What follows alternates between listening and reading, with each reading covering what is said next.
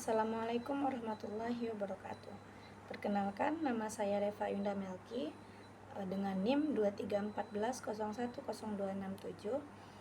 Baiklah, di sini saya akan membuat tugas video untuk memenuhi mata kuliah tafsir Tarbawi dengan dosen pengampu yaitu Bapak Dr. Zulheldi MAG dan Ibu Sartika Fortuna Ihsan MAG. Baiklah, di sini saya akan membacakan Quran Surah An-Naml ayat 17 sampai 19. A'udzu billahi minasyaitonir rajim.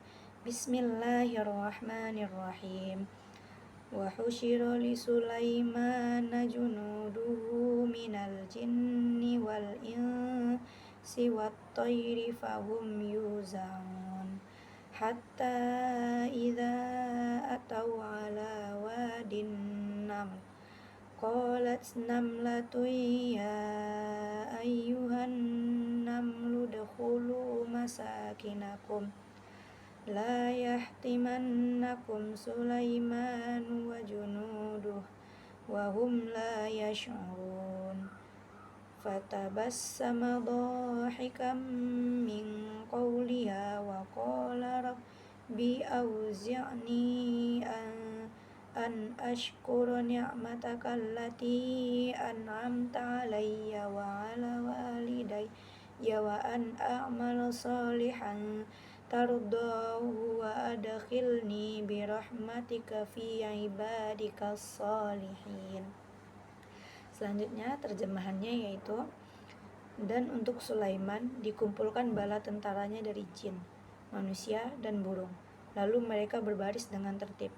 Hingga ketika mereka sampai di lembah semut, berkatalah seekor semut, "Wahai semut-semut, masuklah ke dalam sarangmu, agar kamu tidak diinjak oleh Sulaiman dan bala tentaranya." Sedangkan mereka tidak menyadarinya.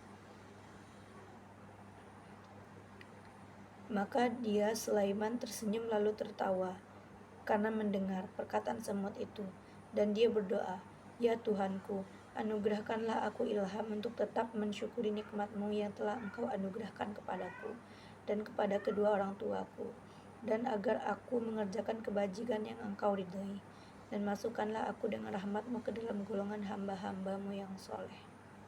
Baiklah, selanjutnya di sini saya akan menjelaskan tafsiran Quran Surah An-Naml ayat 17 sampai 19. Yang pertama pada ayat ke-17. Menurut Ibnu Katsir, ayat ini menunjukkan kemuliaan dan kekuasaan Nabi Sulaiman yang diberi keistimewaan oleh Allah untuk mengendalikan pasukan dari berbagai makhluk, jin, manusia, dan binatang. Mereka semua tunduk pada perintahnya dan berbaris rapi, menunjukkan kedisiplinan yang tinggi.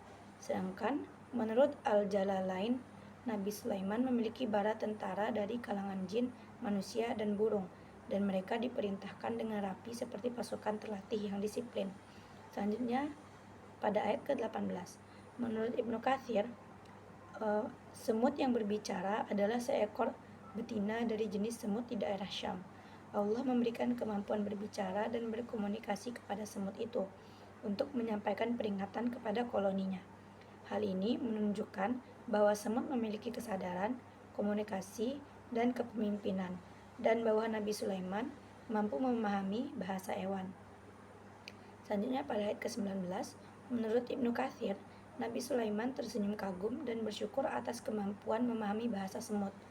Lalu ia berdoa dengan rendah hati, memohon kepada Allah agar diberi kekuatan untuk bersyukur, beramal soleh, dan termasuk ke dalam golongan hambanya yang baik.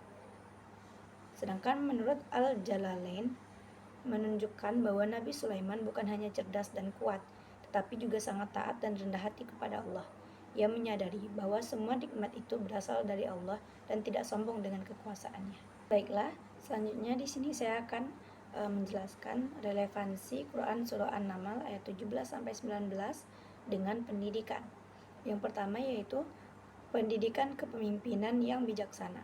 Nabi Sulaiman memimpin pasukan besar dari berbagai jenis makhluk, manusia, jin, burung dengan tertib dan disiplin. Ini relevan dengan pendidikan karakter yang melahirkan pemimpin yang adil, terorganisir, dan bertanggung jawab. Siswa diajarkan untuk memimpin dengan kebijaksanaan dan empati, bukan dengan kesombongan. Yang kedua, menawarkan rasa empati dan kepedulian. Ketika seekor semut memberikan peringatan kepada koloninya, Sulaiman tersenyum penuh kasih dan tidak marah, menunjukkan empati, bahkan kepada makhluk kecil. Dalam pendidikan, ini menjadi teladan untuk mengajarkan kepedulian sosial, saling menghormati, dan tidak meremehkan siapapun termasuk yang lemah. Yang ketiga, pendidikan ilmu pengetahuan dan bahasa. Nabi Sulaiman diberi kemampuan memahami bahasa hewan, yang menunjukkan pentingnya penguasaan ilmu dan komunikasi antar penduduk, antar makhluk.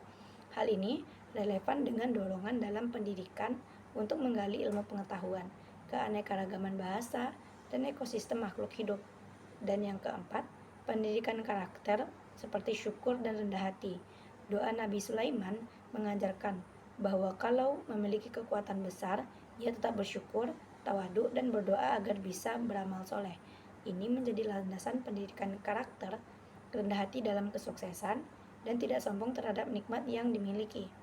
Yang kelima, keteladanan dan kepemimpinan. Nabi Sulaiman mencontohkan bahwa pemimpin yang baik adalah pemimpin dengan rendah hati dan doa, bukan hanya kekuatan. Dalam pendidikan, guru dan siswa dapat meneladani sifat ini dalam mengarahkan, membimbing, dan mendidik dengan keteladanan rohani. Baik, sekian dari saya. Terima kasih. Saya akhiri dengan Assalamualaikum warahmatullahi wabarakatuh.